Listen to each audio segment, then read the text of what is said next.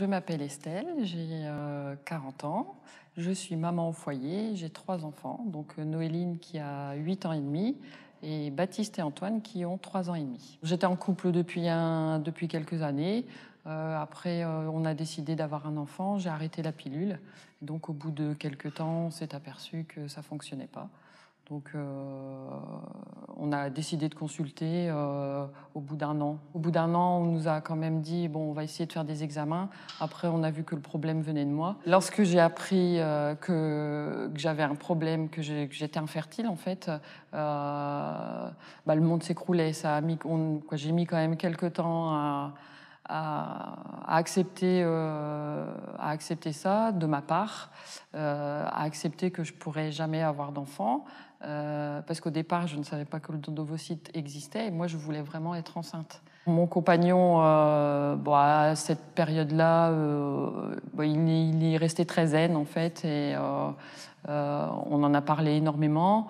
Moi, je lui avais dit, trouve une autre femme. Après, il a dit, mais non, pas question. Donc voilà, on en a vraiment longuement parlé. Après, on a eu le choix donc entre l'adoption et le don d'ovocytes.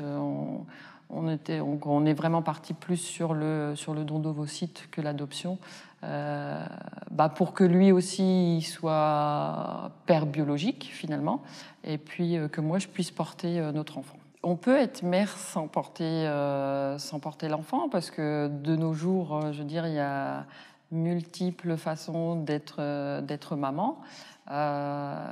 Mais c'est vrai que pour moi, c'était vraiment important. Je voulais connaître ça, en fait. Je voulais connaître ce bonheur. Et ça a été un véritable bonheur, cette période des 9 mois. Je voulais vraiment que ça vienne de moi. Vu que c'est moi qui avais le problème, peut-être que c'était une façon aussi pour moi de dire je vais quand même le faire et essayer de faire les choses bien. On a été dirigé vers le Sécos, vers donc l'hôpital de notre ville la plus proche. Et puis là, il y a encore une batterie d'examens, encore plus poussée que les examens de la gynécologue finalement. Donc là, ça a pris du temps parce que donc il y a des réunions d'information. Il y a des rendez-vous avec les médecins. Après, ils nous donnent les examens à faire. Après, on a re-rendez-vous une fois que les examens sont faits. Et tout ça, ça prend du temps entre deux à chaque fois. Entre un examen, le rendez-vous avec le spécialiste, il y a au moins 3 mois à chaque fois qui s'écoulent. À 27 ans, on a le temps de se dire on essaye le don d'ovocytes. On a eu notre premier don au bout d'1 an et demi. C'était un vendredi et on nous a appelés pour nous dire il y a un don, et nous on a dit mais déjà, et oui, il y a un don pour vous, donc on s'est réjouis forcément. Et en fait le soir on recevait donc un couple d'amis, donc on leur a dit, parce qu'ils étaient au courant de notre situation, on leur a dit, et dit c'est parce que en fait elle avait fait un don d'ovocytes pour nous mettre au-dessus en tête de liste. C'est déjà énorme, puisque les délais, ils étaient de 2 ans, 3 ans. Et là, au bout d'1 an et demi, on avait un don. Donc, je pense qu'on a pleuré toute la soirée. Une fois qu'on a appris qu'on avait le don d'ovocytes, on a eu une batterie d'examens pour voir si on n'avait pas des maladies entre deux, etc.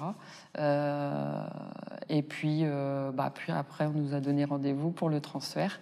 Ça prend quand même 1 à 2 mois, puisque eux, ils le mettent déjà, ils font déjà en fait la fécondation avec les spermatozoïdes de mon mari et l'ovocyte donné, de la donneuse, donc en laboratoire. Donc il faut voir aussi si ça fonctionne. J'ai été aussi sous traitement hormonaux pendant 3 mois, et puis donc on a eu le don, on m'a fait le transfert. Je me suis reposée une journée, mais j'y croyais tellement que voilà, ça a fonctionné. J'ai appris donc au bout de 15 jours que j'étais enceinte. Je le savais intérieurement que c'était bon. Pour moi, il y avait des signes, donc je le savais. Après, à l'échographie, je ne savais pas si il y en avait 1 ou 2 du coup. même si je me doutais qu'il n'y en avait qu'un, parce que voilà. Et donc là, au bout d'un mois, on a entendu un petit cœur au bout d'un mois. On sort de là, on n'a plus de jambes, on se dit mais ça y est, quoi, l'aventure commence. Donc mon mari était très content, je pense qu'il a eu la larme à l'œil même. Pendant les 9 mois de grossesse, les 3 premiers mois ont été un peu stressants, on va dire, de savoir si ça allait aller jusqu'au bout, etc. Mais une fois ces 3 mois-là, bon, je savais que ça allait aller jusqu'au bout. J'étais moi-même, j'étais femme, j'étais et future maman, mais vraiment, c'était une plénitude incroyable. À l'accouchement, donc à la naissance de notre fille, ça a été long parce que je suis arrivée à l'hôpital le matin à 8h et puis j'ai accouché qu'à 19h30. Mais voilà, on savait et j'avais pas d'inquiétude de savoir comment allait se passer l'accouchement. Pour moi, ça allait bien se passer. Notre fille est au courant, on en a profité à ma deuxième grossesse, à ma grossesse de ses frères. Et justement, on en a profité là pour lui en parler. Elle avait 4 ans. C'était important pour nous de lui dire, parce que les secrets de famille, c'est jamais bon. Et pour une vie sereine, pour qu'elle soit bien aussi, elle, dans sa peau, dans sa tête, c'est important de lui dire. Pour la deuxième grossesse, on a vraiment pris la décision tout de suite après l'accouchement de notre fille pour dire allez, on y retourne, on ne veut pas qu'elle soit enfant unique. Et donc, vu que ça s'est bien passé là, pourquoi ça ne se passerait pas bien pour la deuxième? On a relancé, on a rappelé pour dire mais au fait, on est là, ne nous oubliez pas, parce que après mon âge aussi avance. La première grossesse, il y en a eu 2 d'implantés, il n'y en a qu'un qui a fonctionné. Donc là, on a dit, bon, allez, on y va. On a fait le transfert. Après, donc, au bout de 15 jours, on a la prise de sang pour dire si j'étais enceinte. Et là, j'ai été très malade. Au bout d'un mois, je suis allée à l'hôpital pour faire l'échographie. Donc là, on m'a dit, mais ça ne m'étonne pas que vous soyez autant malade, parce que du coup, il y avait double dose d'hormones, on va dire, parce que du coup, les 2 avaient pris. Avoir des jumeaux, bon, on s'y attendait peut-être pas forcément tout au début, quand même. Après, on s'est dit, mais c'est une chance incroyable. J'étais quand même à 2 doigts de ne pas avoir d'enfants, et finalement, nous voilà avec 3. C'est une grossesse particulière aussi, et je suis vraiment très heureuse de l'avoir vécue. Le fait que nos enfants n'ont pas mes gènes, on y a pensé, quoi. On y a réfléchi avant de faire le don d'ovocytes. C'est des questions qu'on se pose avant d'accepter, en fait. Au départ, c'est pas évident non plus, hein, de se dire, mais oui, mais quand on va dire, mais il te ressemble pas, par exemple, c'est dur mais ça, c'est un travail qu'il faut faire avant. C'est essentiel.